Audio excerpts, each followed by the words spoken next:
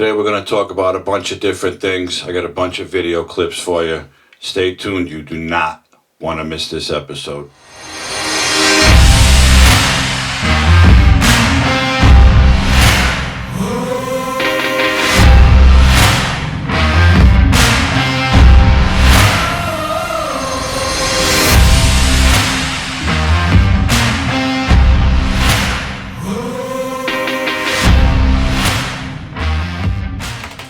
What's happening, people? It's Sunday, November 14th, and I have a treat for you today. I'm going to show you some of my favorite TikToks that are done by some of the supporters of the administration currently in Washington, D.C. I'm going to go through them one at a time. They're very short clips. I'll talk about it for a minute. We'll move on to the next one. Very painless. I think you'll like it. First one we're going to talk about is, are you a boy or a girl? But humans are more than boys and girls. Watch the first clip. I want to talk to the kids. Parents watch the video and then hand the phone over to the young kids. Hi there. I get asked a lot, are you a boy or a girl? And I love that question. And so I wanted to just tell you, sometimes human beings are more than boy or girl. Sometimes we're something else. Sometimes we're both. Sometimes we kind of float in between, and sometimes we're a boy, sometimes we're a girl, because human beings are creatures, and we're wild and exciting. But I want to ask you a favor. If you see a kid like me, or an adult like me, would you be extra nice to them? Would you do me a favor and be very, very kind? Yeah, like anybody, we can feel lonely. And so if you're kind to us, it would be really, really important. I've said this a million times. I don't care what you want to do, how you want to dress, how you want to look. Seriously? This one's for the kids. Parents, watch the video and then turn it over to your kids. This is what we're getting today. These are the people who are pushing the envelope as far as they can push it. It's all about, I need attention. It's all about, look at me, don't look at him or her. Come on. It's so, I don't even know if that's real. And if it's real, I don't have to agree with it. I think it's ridiculous, but this is what we're up against. This is happening every day. It's happening everywhere. It's happening in schools. Parents need to obviously do what they need to do with their children to hope they make the right decisions in life. And again, I don't care what these people do. Doesn't affect me either way. But to broadcast it and publicize it for your own, 15 seconds of fame? It's unbelievable. And that's all I'm going to say about that. But you saw it. You think what you want to think. Next one is about climate change, and it's racist.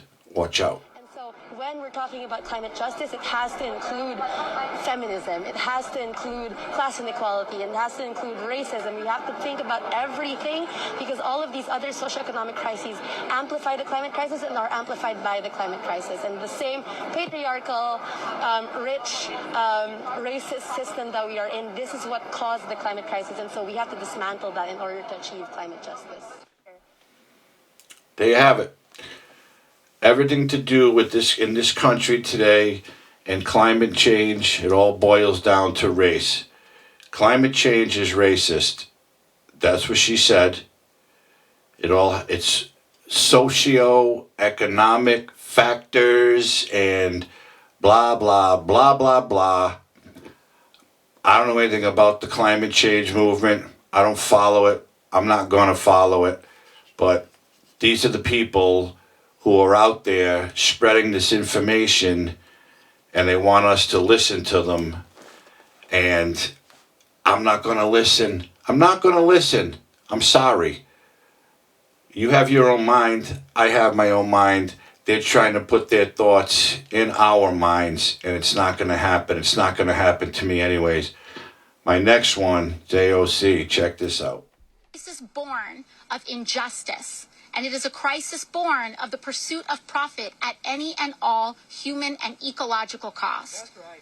Which means that we must recognize in legislation that the trampling of indigenous rights is a cause of climate change. The trampling of racial justice is a cause of climate change, because we are allowing people and we are allowing ourselves to we are allowing folks to deny ourselves human rights and deny people the right to health care, the right to housing and education. You can't even really make this up. The trampling of indigenous rights is a cause for climate change, and a trampling of racial justice is a cause of climate change. You can't even make this shit up. But these are the elected officials in Washington, and they're standing behind her clapping. Oh, yes, Representative, you're doing a fine job of destroying this fucking country even more than it is. Fine job. Unbelievable. Now, next one, get a pen, write it down. It's about pronouns. I'm not knocking them. I don't care what kind of pronouns you want to use, but there's a lot in this one. Write it down, learn it, become it, and live it if you want. Stand by. I'm Cody. Pronouns em, ers, or zs, and zers, or really any neo-pronouns that aren't z, her, hers. I am a white, transmasculine, femme, non-binary, temporarily mostly able-bodied, neurodivergent, obsessive-compulsive, chronically ill, culturally Jewish, Unitarian Universalist, non-monogamous, demi-low romantic, gray demi-bisexual, survivor of acute and complex trauma, millennial, and cat parent in mental health recovery. Wasn't that a mouthful? It's out there. It's out there. Some of these are TikToks. Most of them are TikToks. The AOC one is not. But these are people posting these on social platforms, and they're letting them go. They're letting them explode. But if you post something that they don't agree with, they'll take it right down. It's happened to me several times. You all know I'm a TikTok star, right? But I've posted things, not bad, not, you know what I mean? Some foul language, but you know me. And they've been taken down for bullying and harassing and some bullshit. But stuff like that, you can put that out there. You can put it on mainstream media, social media platforms. You can make billboards of it. And it's okay. It's okay. What does that shit even mean? I don't know. I guess I'd have to look it up to figure it out. But I hope, if you don't know what it means, I hope you wrote it down and maybe you can teach me something, because I get dizzy when I see this shit. I don't understand it. I think I'm just too old to understand what's going on today. But that's unbelievable. And the next one, I don't know how old this kid is. Very, very, very young. But apparently, cinnamon is a term or word used for white supremacy. Check this one out. Joke that's like white people colonized the whole world for spices, but they can't even season their food. Because I just think it's like really beautiful how we all have like a different word for white supremacy. Spices. I don't know, I just think it's funny that like the way it's taught is that like, yeah, they destabilized the whole world for cinnamon. We're changing the language, we're changing everything, and we can't even spice our food. But when you use any term that has to do with a spice, like she said, cinnamon, you're saying you're a white supremacist. Where are the parents, and why are they not talking to these kids? And where are they getting this from? They're probably getting it in school. Well, obviously, they're watching it online. It's everywhere. But now, so if you go if you go to Starbucks or Dunkies and you order a coffee, you want something spice latte, and you say cinnamon, be careful, because they may or may not think you're a white supremacist if you say cinnamon. Again, I don't make this up. It's all out there on public social media platforms. And last but not least, a professor is telling his class how they should wear their mask. Here we go. Make sure your masks are on the entire time you're sitting in here. Come on, guys. It's been a year and a half at this point. If you do not know that your mask is over your nose at this moment, pull it up.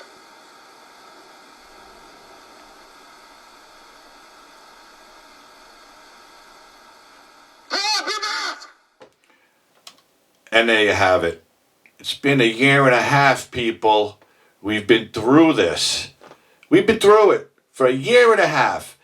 If you don't know your mask is not over your nose, you need to pull it up.